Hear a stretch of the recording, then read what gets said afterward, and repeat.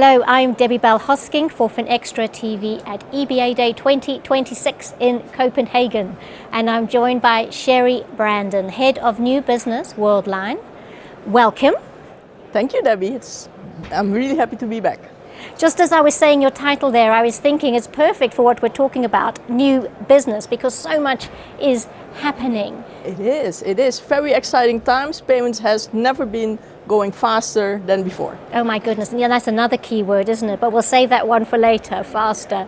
But with Europe investing in initiatives, pan-European initiatives like Wero, what determines that such schemes truly scale across fragmented markets with a measurable impact? Yeah, I think, Debbie, Wero really jumped into a gap that we have never seen before. So on one hand, the user has been used to cards and the fact that they can use chargebacks, forever.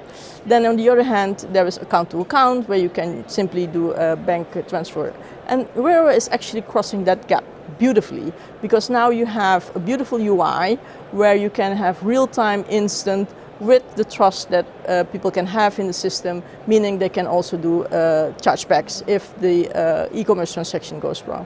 So that's one. And I think we should not underestimate the fact that the sequence is important. Wero has been out there in many countries already doing P2P transactions, so people are used to using Wero. Now, so it's P2P first, then you have the e-commerce transactions, and then the merchants. So it will end up in shops.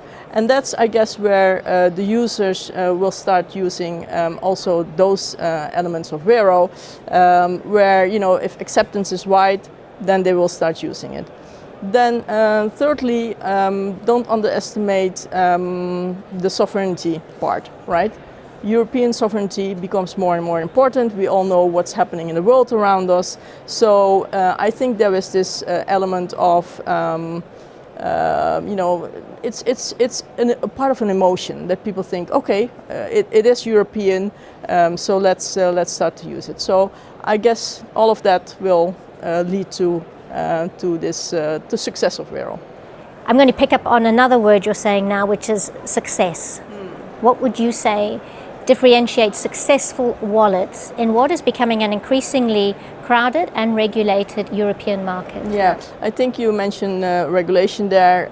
Honestly, regulation, there are so many out there, and whether it's PSD3 or the instant payments regulation, I think that brings trust, and that's very important for consumers and merchants alike.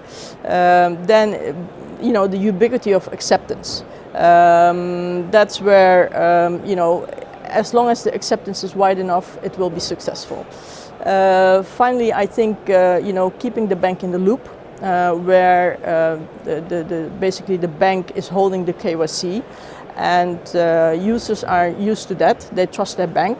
So, going through their bank, using all these wallets, actually the trust will bring, I think, scale. And that's important for the success of the wallets. And of course, collaboration, partnerships, those are other themes that we hear about often. And they've become particularly important across stablecoins, CBDCs, AI, and now wallets. So let's look at competitive advantage. How do you see that redefining itself within the next 5 years? Yeah, Debbie, historically scale has always been the competitive advantage that we had, and scale is now being redefined, right? I think trust is one of the elements that will, trust is maybe the new scale, if I can bring it like that. Just 2 weeks ago, Worldline actually, together with their partners MasterCard and ING, moved agentic commerce from theory to live. So we actually demonstrated that agentic commerce is now live in Europe, with the first transaction using a real card holder, a real bank, the network, Worldline, to orchestrate all of that.